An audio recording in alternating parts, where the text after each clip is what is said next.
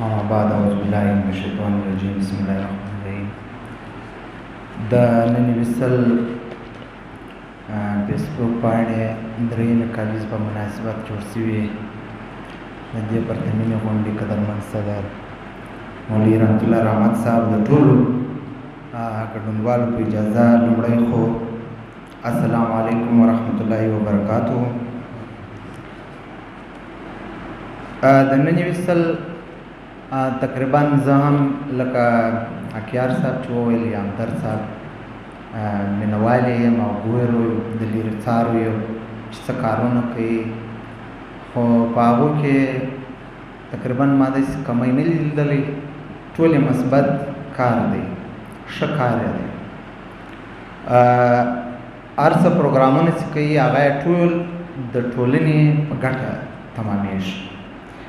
میډیا یا ټولنه یا رسنۍ چې همدرد صاحب ډېر ښه کوښښ ورکوي، دا له وختونو راهیسې په دوه شکله موږ لیدلې ده، یا یې وینو د زورورو او جابرو حکمرانانو تر ټولو ستره وسله هم میډیا ده، او که څه هم د مظلومانو غږ در یو حده پورې کې اورېدل کېږي، خو تر زیاتو یې چې کوم موږ رسمي رسنۍ بولو لکه پرنټ او الکترونیک میډیا، دا ټول د استعمارګرو د اشغالګرو د دنیا د ټولو زورورو طاقتونو د هغو در سایه لاندې یې د هغو دپاره تل کار کړی دی.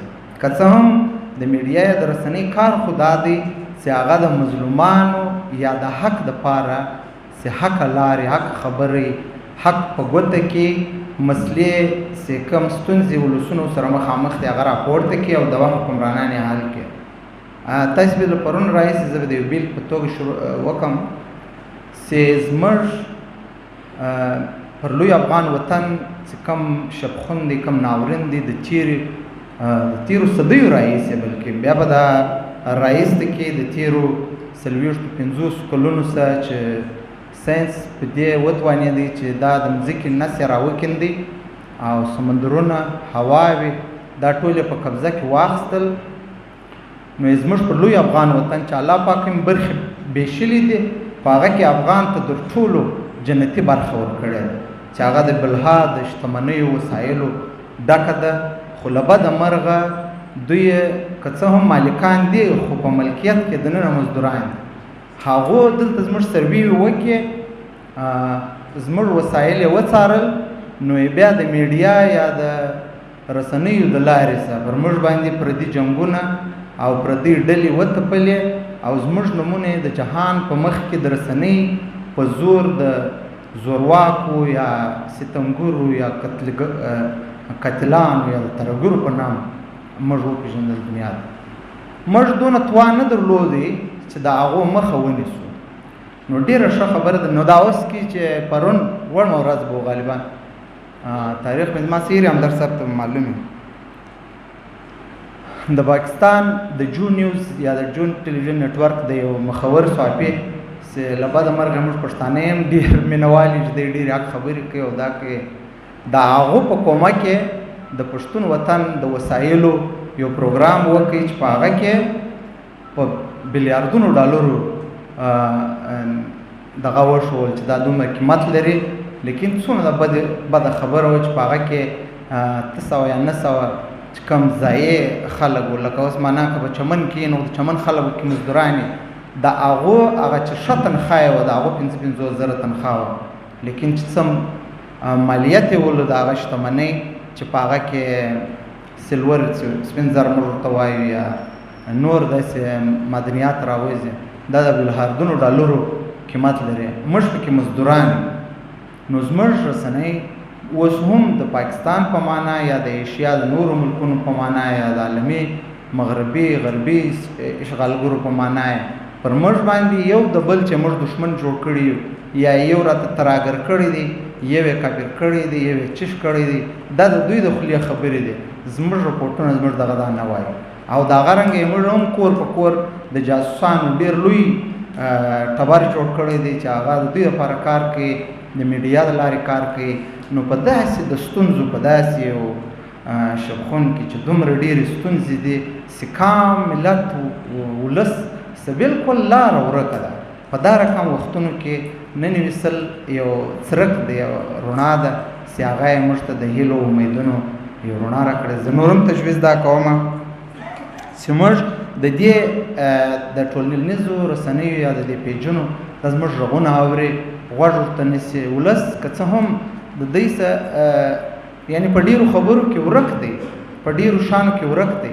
کولی شو موږ چې د دوی ځوانانو لکه زه غفران ته ډېر شابشی وایم، دا رقم نور ملګري همدرد صاحب یا زموږ کوم د ټولنې نور ځوانان دي هغه چې کوم پیجونه چلوي، په کار دا دی دا زموږ ستونزې ولټوي او بیا د هغه ستونزو دپاره د مخورو علماو، د سپین ږیرو، د ادیبانو د هغو رایې خلکو ته کښېږدي، د هغو پوښتنې وکړي چې زموږ ستونزه په څه کې ده. یعنې تاسې فکر وکړئ د یورپ جوړونه یا موږ نن خلک په لکونو روپۍ لګوي یا په قاچاق باندې ځي چې موږ د یورپ ژوند وکړو. یورپ هېڅ هم نه لري. د یورپ جوړښت یا د اروپایي کوم ملکونو چې کوم پرمختګ دا زموږ په وسایلو کړی. زموږ وسایل یې له موږ څخه که د په هر شکل کې د خام مال په توګه یا په دې لوټل او خپل وطنونه په جوړول، او موږ لا نن هم پاتې یو په خپل وطن کې د شتمن وطن برخمن خلک لا اوس هم غوټ په شا در په در ګرځو.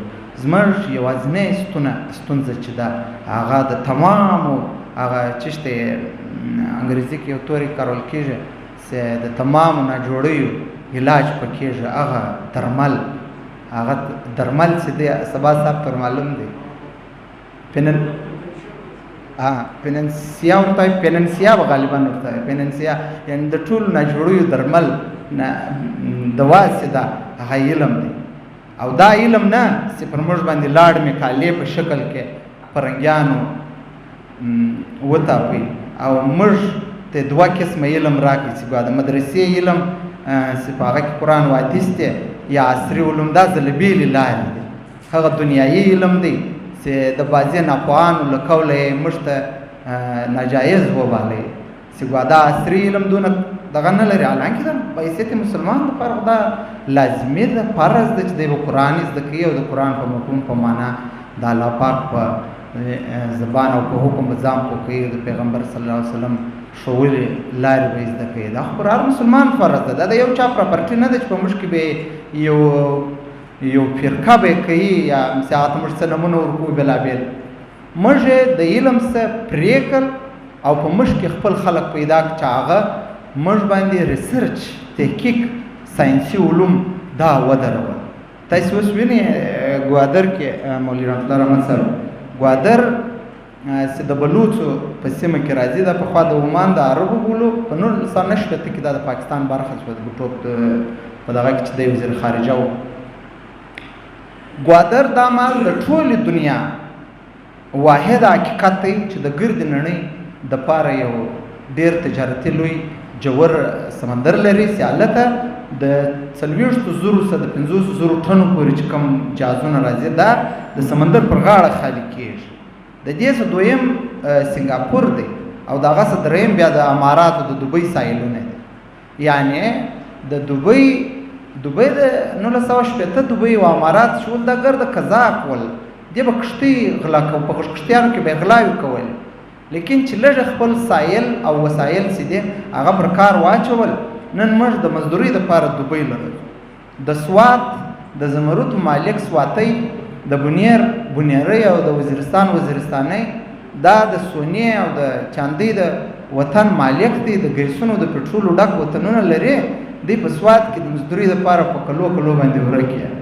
موږ لوی افغان وطن کې د زرعي خوږو د واورینو اوبو ډک وطن چې ډېر بهترینه معدن یې دی او پروډکټ دی پیداوار یې دی، د هغه ډک لا هم موږ نه د تعلیم څخه بې برخې پاتې یو. د صحت دپاره اوس موږ کراچي له ځو، یا سند له ځو، یا لاهور له ځو، یا هندوستان له ځو چې هلته علاج او درمل ولرو. دومره لوی غني وطنونه چې په یورپ درلودل دوی نه درلودي، ساراوې درلودلې، خپلې ساراوې زموږ په دې شتمن وطن باندې اباد کړلې. موږ لا نن هم یو د بل په دې نه خلاصوي چې ورور کافر ته یې که زه یم تراویح څو رکعاته کېږي، ګس کېږي که لا نه کېږي، څوک څه وایي څوک څه وایي. د 14,500 کالو د مخه ستونزې در اوسه موږ په غاړه د اسلام نه دي خلاصې کړي. بدبختانه. نو زه ننویسل ته یو وار بیا د ډېر شابشی وایم او تجویز ورته کوم چې نه موږ به ستونزې لټوو. ستونزه په څه کې ده؟ ستونزه زموږ د چیشت، یعنی زه خو غفران ته دا وایم چې خواست ورته کوم یا تجویز ورکوم لکه موږ په ټولنه کې زموږ بازار دی، چمن بازار راواخه. دا د بلوچستان دویم تجارتي ښار دی تر کوټ سبا. کوټ هم د پښتون وطن خاوره ده او چمن هم دی، لیکن موږ هغه ټولنیز یا سیویک سنس نه لرو. زموږ سیویک سنس دومره کم دی چې اوس هم زموږ بازار دی معلومیږي لکه کلی، یعنی چمن یو رنګ سیټي ده، دې ته میونسپل کارپوریشن دی د پاکستان د آئین په اصطلاح. یا زما د اندازه چې اوس سوی ول خو دوی به ورته ریورس کوي هم ورته زموږ د بې اتفاقۍ له کبله میټروپولیټن ولو چمن. میټروپولیټن په اصطلاح کې دې ته وایي یو میونسپل کمیټۍ ده چې د تحصیل دپاره جوړېږي، یو میونسپل کارپوریشن دی چې لږ زیات بجټ او اختیارات یې دي، د هغه څه لوړ بیا چې دی میټروپولیټن دی. نو چمن میټروپولیټن دی زموږ د ټریفیک نظام سره کم دی، درهم برام دی. دا ته دې پام وکړئ. نور چې دا کوم رسمونه دي دودونه دي دې ته دې پام وکړئ او د ښو خلکو دې انټرویوانې وکړئ، د بازار د خلکو څخه دې وکړئ چې موږ خپل د ښاري ژوند خپل کړو، ښاریز ژوند یې زده کړو. او تر ټولو خاص هغه به دا وي چې علم تعلیم ته، ساینسي تعلیم ته، تحقیق باندې ولاړ تعلیم ته مخه وکړو. او خلکو دا چې کوم ډېر بخښنه غواړم دا خبره به چا خوند نه کړي وه، زه وایم موږ کام په خیراتونو نه کو محتاج، موږ خیراتونه ورکړو. اوس مثال موږ یو کور 15 لک روپۍ خیرات ورکړو، نو هغه دی به هغه کور په یو کال کې وخوري.